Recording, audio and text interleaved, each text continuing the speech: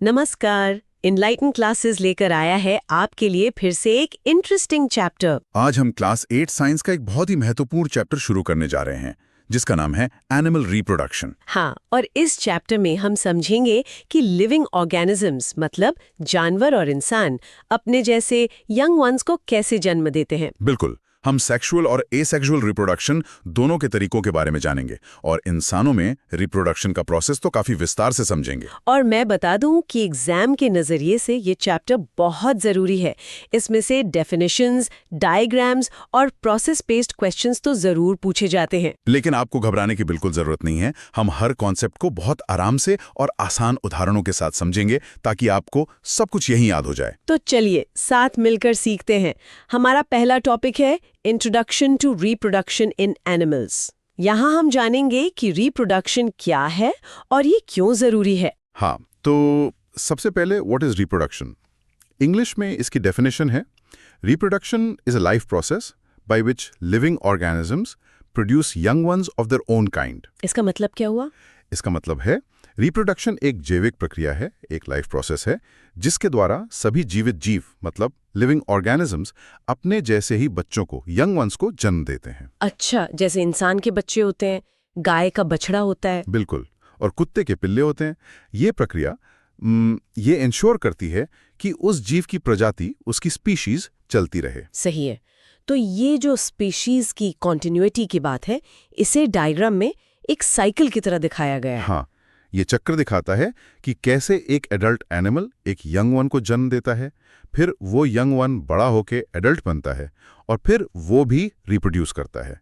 इस तरह प्रजाति की, स्पीशीज की निरंतरता बनी रहती है। तो अब सवाल आता है, व्हाई रिप्रोडक्शन इज इम्पोर्टेंट? ये क्यों जरूरी है? इसका पहला पॉइंट है मेंटेन्स कॉन्टिन्यूटी ऑफ स्पीशीज। मतलब ये प्रजातियों को जारी रखता है। हाँ, अगर रिप्रोडक्शन रुक जाए तो धीरे धीरे उस प्रजाति के सभी सदस्य खत्म हो जाएंगे और वो प्रजाति विलुप्त हो जाएगी। और यही हमारा दूसरा पॉइंट भी है, prevents extinction.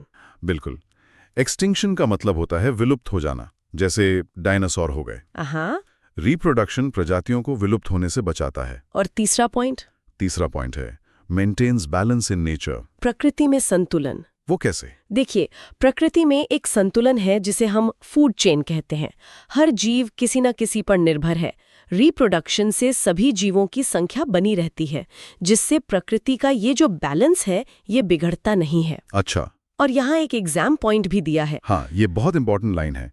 If reproduction stops, life on earth will disappear. इस लाइन को तो अंडरलाइन कर लेना चाहिए। जरूर। इसका मतलब है कि अगर रिप्रोडक्शन रुक गया तो नए जीव पैदा नहीं होंगे और धीरे धीरे पृथ्वी से जीवन ही समाप्त हो जाएगा। यह आपसे एग्जाम में व्हाट इफ वाले क्वेश्चन में पूछा जा सकता है। ठीक है, अब रिप्रोडक्शन की क्षमता शरीर में खास उम्र में आती है, तो उस अवस्था को समझने के लिए हमारा अगला टॉपिक है एडोलेसेंस। हाँ, एडोलेसेंस।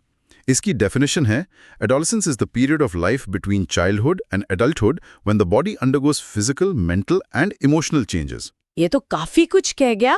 आसान शब्दों में समझाएंगे। आसान शब्दों में एडोलेसेंस, जिसे किशोरावस्था भी कहते हैं, जीवन का वो समय है जो बचपन और वयस्कता मतलब चाइल्डहुड और अडल्टहुड के बीच का होता है। इस दौरान हमारे शरीर में शारीरिक, मानसिक और भावनात्मक तीनों तरह के बदलाव आते हैं। इसे आम भाषा में टीनेज भी कहते हैं ना? बिल्कुल। एज ग्रुप की बात करें तो begins around 11 years, ends around 18-19 years. मतलब 11 साल से शुरू होकर 18-19 साल तक। हाँ, और ये उन लड़के और लड़कियों में थोड़ी अलग हो सकती है, लेकिन आमतौर पर यही रेंज होती है। और इस दौरान बदलाव क्या क्या होते हैं? Physical changes. फिजिकल चेंजेस में increase in height, change in body shape, development of reproductive organs होता है, मतलब लंबाई अचानक बढ़ती है, शरीर का आकार बदलता है और रिप्रोडक्टिव ऑर्गन्स विकसित होने लगते हैं। और इन सब के पीछे का कारण हार्मोनल चेंजेस हैं। जी, हार्मोन्स हमारे शरीर में केमिकल मैसेंजर्स होते हैं जो इन बदलावों को शुरू करते हैं। लड़कों में टेस्टोस्टेरॉन और लड़कियों में एस्ट्रोजन हार्मोन एक्टिव हो जाते हैं। अच्छा, और इमोशनल और मेंटल चेंजेस? इस उम्र में मूड बहुत बदलता है, जिसे मूड स्विंग्स कहते हैं। बच्चे अपने बारे में ज्यादा सोचने लगते हैं, सेल्फ अवेयरनेस बढ़ जाती है और बहुत भावुक मतलब इमोशनल हो जाते हैं। और प्यूबर्टी का इससे क्या कनेक्शन है? देखिए, पॉइंट कहता है Puberty occurs during adolescence and marks the beginning of reproductive maturity. ये एक हिस्सा है। हाँ, ये वो स्टेज है जब शरीर रिप्रोड्यूस करने के काबिल हो जाता है, यानी रिप्रोडक्टिव मैच्योरिटी की शुरुआत होती है। तो एग्जाम के लिए क्या याद रखना है? ये line, adolescence is a natural stage of growth controlled by hormones. ये 1 मार्क का इंपॉर्टेंट क्वेश्चन है। याद रखें, एडोलेसेंस एक प्राकृतिक प्रक्रिया है और इसे हार्मोन्स कंट्रोल करते हैं। चलिए, तो अब प्यूबर्टी को और विस्तार से समझते हैं। हमारा अगला टॉपिक यही है। बिल्कुल। So, what is puberty? The definition is, puberty is the stage when the body undergoes changes and becomes capable of reproduction, controlled by hormones. तो ये वही बात हो गई कि प्यूबर्टी वो अवस्था है जब शरीर में बदलाव आते हैं और वो रिप्रोडक्शन के लिए सक्षम हो जाता है। और इन बदलावों को कंट्रोल कौन करता है? हार्मोन्स। ठीक है। अब लड़कों और लड़कियों में अलग-अलग चेंजेस होते हैं। लड़कों में क्या होता है? होना, टेस्टिस का विकास होना और कंधों का चौड़ा होना। और लड़कियों में? लड़कियों में development of breasts, widening of हिप्स, start of menstruation, growth of ovaries, यानी स्तनों का विकास, कूलों का चौड़ा होना, मासिक धर्म की शुरुआत और ओवरीज का विकास। और इन दोनों के लिए जो हार्मोन जिम्मेदार हैं वो भी अलग-अलग हैं। जी, testosterone in boys, oestrogen in girls. ये मैचिंग या फिल इन द ब्लैंक्स में पूछा जाता है। लड़कों में बदलाव के लिए टेस्टोस्टेरोन और लड़कियों में ईस्ट्रोजन। और इसका exam point? Puberty marks the beginning of reproductive maturity. ये प्यूबर्टी की सबसे सटीक परिभाषा है। इसे जरूर याद रखें। ठीक है, तो प्यूबर्टी के दौरान जो ये बदलाव लड़कों और लड़कियों को एक दूसरे से अलग दिखाते हैं, उन्हें क्या कहते हैं?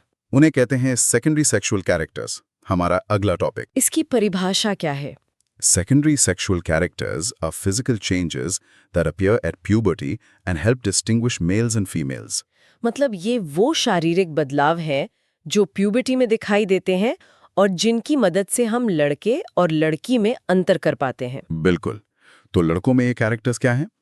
Facial hair, deepening of voice, broadening of shoulders and chest, hair in armpits and pubic region. यानी मूछ दाढ़ी आना, आवाज का भारी होना, कंधे और छाती का चौड़ा होना और शरीर के कुछ हिस्सों में बालों का आना। वो एडम्स एप्पल भी इसी में आता है। हाँ, वॉइस बॉक्स का बढ़ना, जिसे एडम्स एप्पल कहते हैं, वो भी इसी का हिस्सा है। और लड़कियों में सेकेंडरी सेक्सुअल कैरेक्टर्स? लड़कियों में है development of breasts, widening of हिप्स, hair in armpits and pubic reason. मतलब स्तनों का विकास, कूल्हों का चौड़ा होना और मासिक धर्म का शुरू होना। जी। तो एग्जाम पॉइंट ऑफ व्यू से ये कैरेक्टर्स क्यों दिखाई देते हैं? इसका जवाब है secondary sexual characters appear due to hormonal changes during puberty. Exam में ये डायरेक्ट पूछा जा सकता है। चलिए, अब हम रिप्रोडक्शन के तरीकों पर आते हैं। हमारा अगला टॉपिक है modes of reproduction in animals. हाँ, एनिमल्स में मुख्य रूप से 2 तरह के रिप्रोडक्शन होते हैं। पहला है सेक्सुअल रिप्रोडक्शन। इसकी डेफिनेशन है reproduction involving 2 parents, mail and female. बहुत सिंपल। सेक्सुअल रिप्रोडक्शन में 2 पेरेंट्स की जरूरत होती है, एक मेल और एक फीमेल। इसके की पॉइंट्स क्या हैं? इसमें मेल गैमेट यानी स्पर्म और फीमेल गैमेट यानी एग का फ्यूजन होता है। फर्टिलाइजेशन फीमेल बॉडी के अंदर होता है, इससे एक नया ह्यूमन बॉडी बनता है और ऑफस्प्रिंग मतलब संतान में वेरिएशन दिखाई देती है। वेरिएशन मतलब बच्चे माता पिता से बिल्कुल एक जैसे नहीं होते, उनमें कुछ विभिन्नता होती है। ठीक है। और दूसरा तरीका है एसेक्सुअल रिप्रोडक्शन। इसकी डेफिनेशन है रिप्रोडक्शन इन्वॉल्विंग सिंगल पेरेंट। इसमें सिर्फ एक ही पेरेंट की जरूरत होती है। हाँ, इसके की पॉइंट्स हैं कि इसमें गैमीट्स नहीं बनते, फर्टिलाइजेशन नहीं होता और ऑफस्प्रिंग अपने पेरेंट की आइडेंटिकल कॉपी होता है, मतलब बिल्कुल वैसा ही दिखता है, कोई वेरिएशन नहीं। तो इन दोनों का एक क्विक कंपैरिजन करें तो? हाँ, ये स्ट्रिप बहुत काम की है। Sexual humans 2 parents, variation. Asexual 1 parent, no variation. ये तो 2 मार्क्स में डिफरेंस लिखने के लिए बहुत अच्छा पॉइंट है। बिल्कुल, टेबल बनाकर लिखें तो पूरे मार्क्स मिलेंगे। और एग्जाम पॉइंट याद रखें, humans reproduce by sexual reproduction. ठीक है, अब हम सेक्सुअल रिप्रोडक्शन के बेसिक कॉन्सेप्ट को समझते हैं। हाँ, अगला टॉपिक है सेक्सुअल रिप्रोडक्शन बेसिक कॉन्सेप्ट। इसमें एक डायग्राम है जो पूरा प्रोसेस समझा रहा है। जी, पहला पॉइंट है male gamete sperm produce by male. Sperm का डायग्राम देख सकते हैं, ये मेल द्वारा प्रोड्यूस होता है। दूसरा point female gamete ovum produce by female. Ovum या एग ये फीमेल द्वारा प्रोड्यूस होता है और फिर ये दोनों मिलते हैं। उस मिलने की प्रक्रिया को कहते हैं fertilisation. Fusion of gametes, sperm और ओवम का मिलना ही फर्टिलाइजेशन है। फर्टिलाइजेशन के बाद क्या बनता है? चौथा point, zygote, beginning of a new organism. Fertilisation के बाद जो सिंगल सेल बनता है उसे जाइगोट कहते हैं, और यहीं से एक नए जीव की शुरुआत होती है। तो इसकी एक समरी इक्वेशन भी है? हाँ, sperm male plus ovum female zygote. Male के लिए स्मॉल m और फीमेल के लिए स्मॉल f सिंबल का इस्तेमाल होता है। एग्जाम के लिए इसकी सबसे इंपॉर्टेंट डेफिनेशन क्या होगी? ये वाली, sexual reproduction involves fusion of male and female gametes to form a zygote. इसमें कीवर्ड्स हैं fusion, male and female gametes और जाइगोट। ठीक है, अब हम ह्यूमन रिप्रोडक्टिव सिस्टम्स के बारे में पढ़ेंगे। पहले मेल रिप्रोडक्टिव सिस्टम। चलिए, मेल रिप्रोडक्टिव सिस्टम में सबसे पहले है 1. Testes, sperm producing organ. तो टेस्टीज वो मुख्य अंग है जहां स्पर्म्स बनते हैं। बिल्कुल, ये स्पर्म्स प्रोड्यूस करते हैं। फिर दूसरा पार्ट है 2. Sperm duct, vas deferens. हाँ, ये एक नली है, एक डक्ट है जो स्पर्म्स को टेस्टीज से आगे ले जाती है। It carry sperms. और तीसरा है 3. पीनस, एक्सटर्नल ऑर्गन। ये एक्सटर्नल ऑर्गन है जो स्पर्म्स को फीमेल बॉडी में ट्रांसफर करने में मदद करता है। स्पर्म के स्ट्रक्चर के बारे में भी कुछ बताया गया है। हाँ, स्पर्म के 3 पार्ट्स होते हैं, हेड, मिडल पीस और टेल। टेल उसे मूव करने में, तैरने में मदद करती है। स्पर्म को मेल गैमीट भी कहते हैं। तो स्पर्म्स के ट्रैवल का रास्ता क्या हुआ? इसका फ्लो है testes, sperms, sperm duct, penis. इसे फ्लो चार्ट के रूप में याद रखना आसान होता है। और exam point? Testes produce male gametes called sperms. इस एक लाइन से 2 सवाल बनते हैं। नेम द मेल गैमेट, जवाब है स्पर्म। और वेयर आर स्पर्म्स प्रोड्यूस्ड, जवाब है टेस्टीज। बहुत बढ़िया, आप समझते हैं फीमेल रिप्रोडक्टिव सिस्टम को। चलिए, फीमेल सिस्टम में पहला और मुख्य अंग है ovaries. Ovaries female reproductive system का मेन पार्ट है, जहां ओवा या एग्स बनते हैं। तो इनका काम ओवा प्रोड्यूस करना है? जी। फिर है ओविडक्ट, फलोपियन ट्यूब। ये एक ट्यूब है जो ओवरी को यूट्रस से जोड़ती है। और एक बहुत जरूरी बात, फर्टिलाइजेशन इसी ट्यूब में होता है। अच्छा, और यूटरस? यूट्रस वो जगह है जहां बेबी का डेवलपमेंट होता है। फीमेल गैमीट को ओवम कहते हैं ना? हाँ, ओवम को फीमेल गैमेट कहते हैं। तो एग के ट्रैवल का रास्ता क्या है? इसका फ्लो है ओवरी, ओवम, ओविडक्ट, यूट्रस। और इसका exam point? The ovary produces female gametes called ova. इसमें भी 2 सवाल हैं। Name the female gamete, जवाब है ovum या ova। और where are ova produced, जवाब है ovary। ठीक है, हमने मेल और फीमेल गैमीट्स के बारे में जान लिया। अब हम उनके फ्यूजन के प्रोसेस यानी फर्टिलाइजेशन को समझेंगे। हाँ, ये बहुत ही क्रूशल स्टेप है। डायग्राम में देखें तो पहला स्टेप है 1. Sperm and ovum before fertilisation. ये मेल और फीमेल गैमीट्स हैं। फिर आता है 2. Fertilisation, fusion of gametes. यहां आप देख सकते हैं कि कैसे एक स्पर्म ओवम के साथ फ्यूज कर रहा है। आपको ये जानकर हैरानी होगी कि लाखों स्पर्म्स में से सिर्फ एक ही एग को फर्टिलाइज कर पाता है। सिर्फ एक? और उसके बाद क्या होता है? उसके बाद 3. Zygote formation. फ्यूजन के बाद जो सिंगल सेल बनता है वो जाइगोट है। ये एक नए इंडिविजुअल की शुरुआत है। और बच्चों में माता पिता दोनों के गुण कैसे आते हैं? वो आता है चौथे पॉइंट से, इनहेरिटेंस ऑफ कैरेक्टर्स। जाइगोट में स्पर्म मतलब फादर और ओवम मतलब मदर दोनों के न्यूक्लियस होते हैं। इसीलिए बच्चे में माता और पिता दोनों के गुण, कैरेक्टर्स आते हैं। तो इस प्रोसेस का समरी स्ट्रिप है स्पर्म प्लस ओवम तो जाइगोट। ये फर्टिलाइजेशन प्रोसेस का समरी है। एग्जाम के लिए इसकी definition? Fertilisation is the fusion of male and female gametes to form a zygote. ये फर्टिलाइजेशन की परफेक्ट डेफिनेशन है। 2 मार्क्स में पूछी जाती है। कीवर्ड्स के साथ याद करें, fusion, male and female gametes, zygote. आपने बताया था फर्टिलाइजेशन ओविडक्ट में होता है जो फीमेल बॉडी के अंदर है।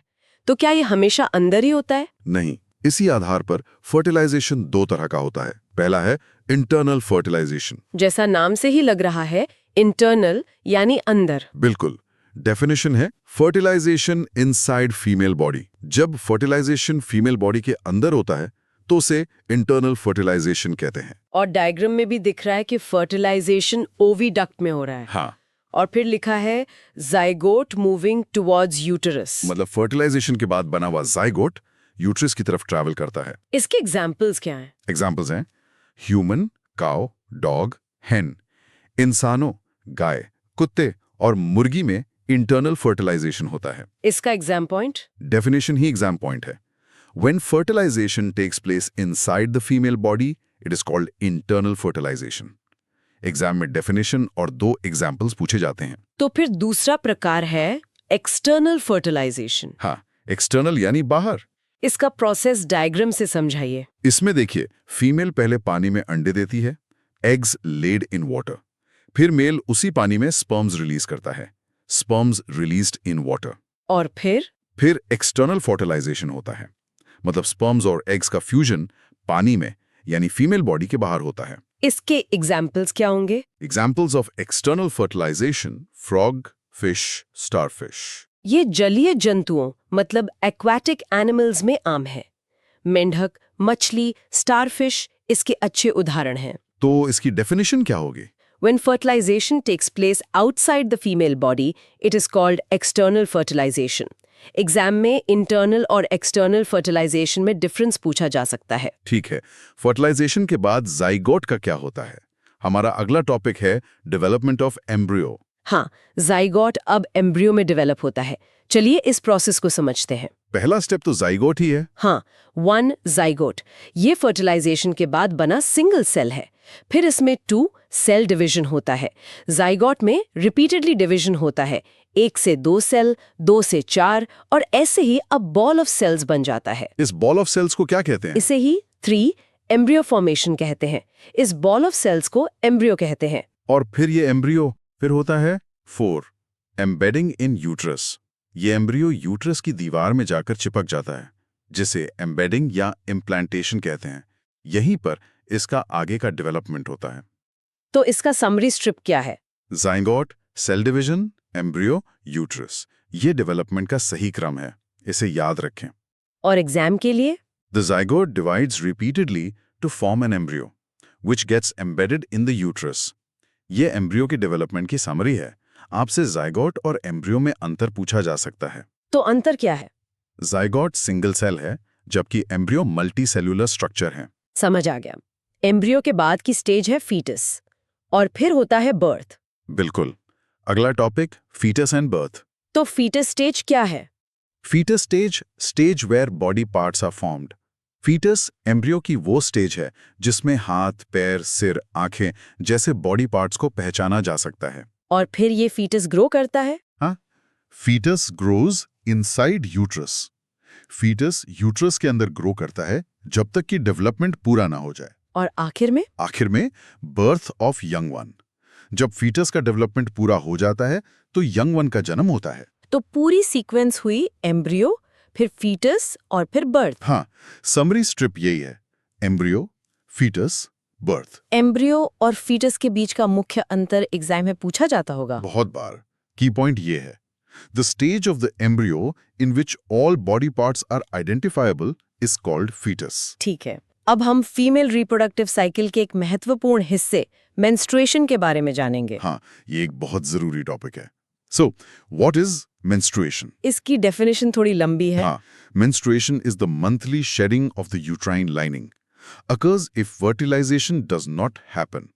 Starts at puberty and stops at menopause. इसे आसान भाषा में समझाइए। देखिए, हर महीने यूट्रस की अंदरूनी परत, ए लाइनिंग, बेबी के डेवलपमेंट के लिए खुद को तैयार करती है और मोटी हो जाती है। अगर एग फर्टिलाइज नहीं होता तो इस मोटी परत की जरूरत नहीं होती, तो वो परत टूट जाती है। हाँ, और ये ब्लड के रूप में शरीर से बाहर निकल जाती है। इसी प्रोसेस को मेंस्ट्रुएशन या मासिक धर्म कहते हैं। ये प्यूबर्टी से शुरू होकर मेनोपॉज पर रुकता है। मेंस्ट्रुअल साइकिल का डायग्राम भी है? जी, पहले यूट्राइन लाइनिंग मोटी होती है, फिर ओव्यूलेशन होता है, मतलब ओवरी से एग निकलता है।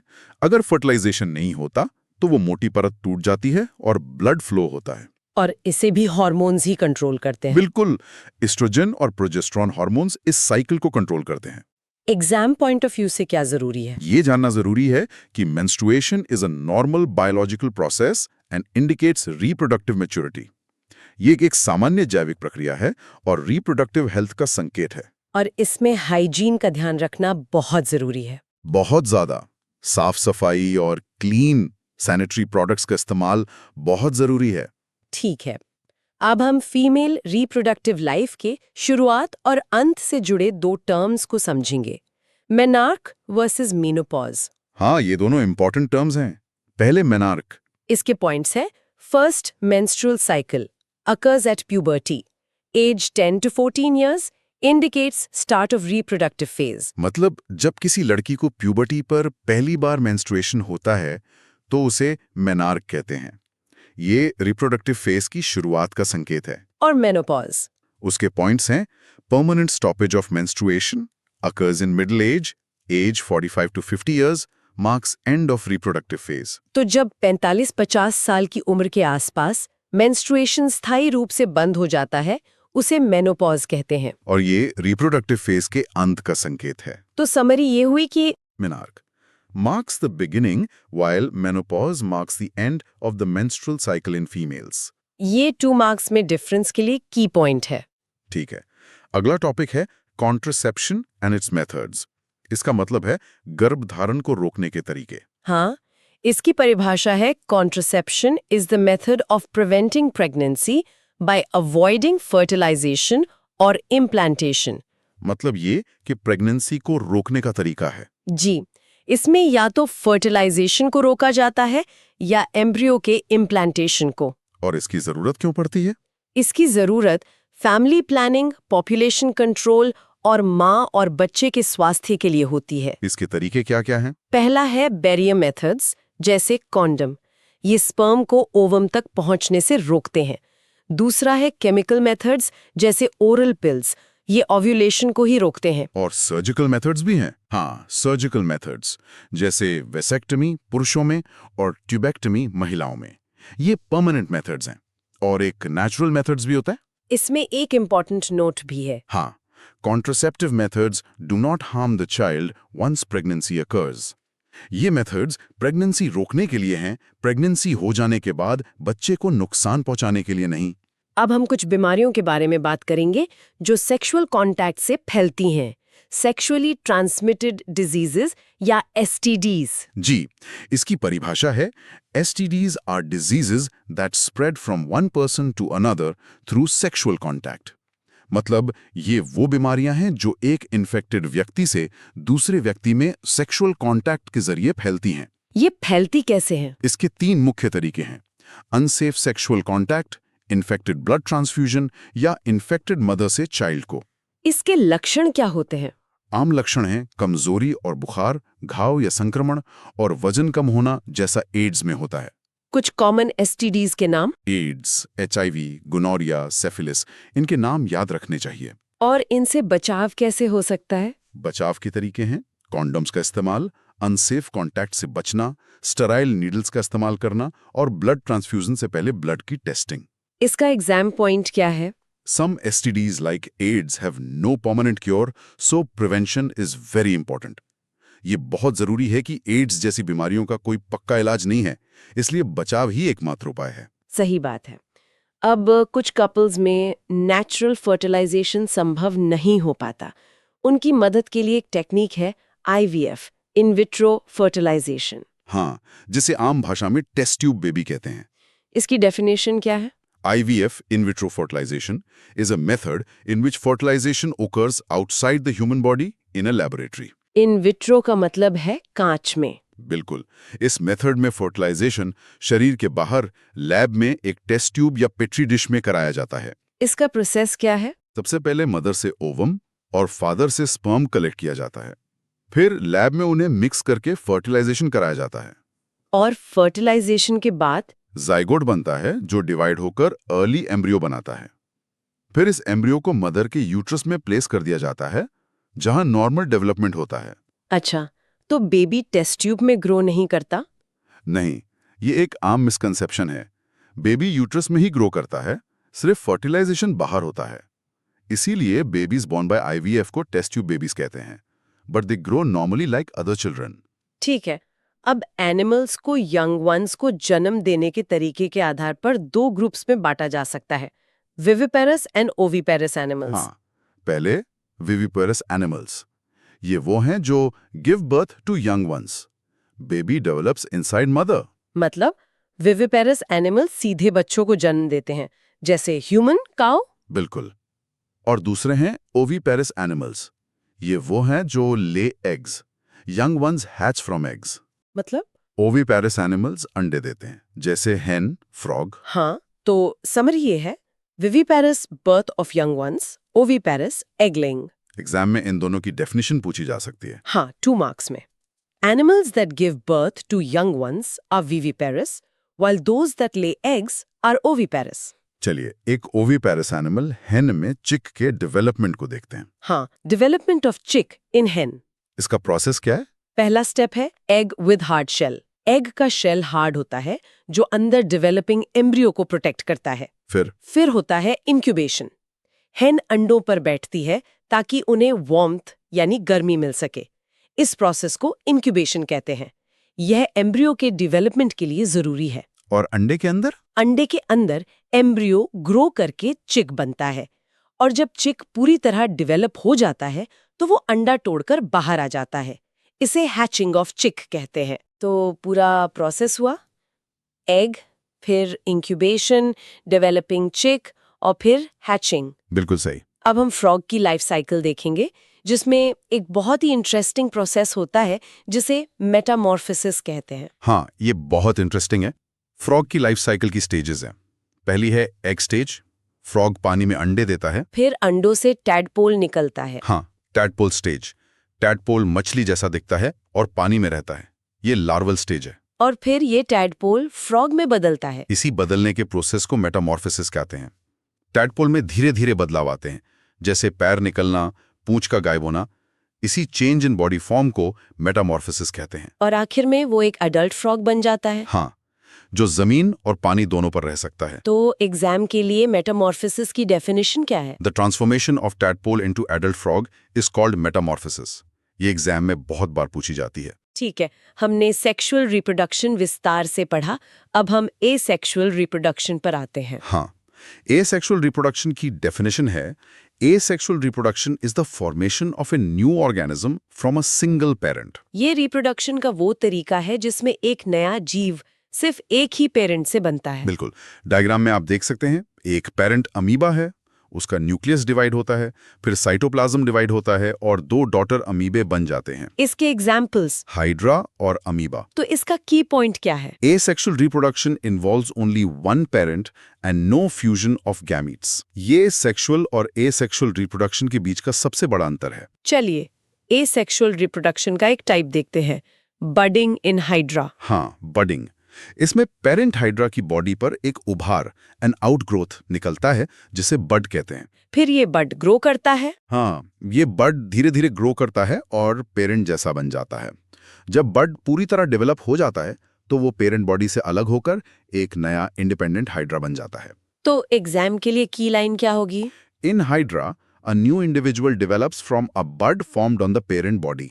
आपसे डायग्राम बना के प्रोसेस एक्सप्लेन करने को कहा जा सकता है। ठीक है।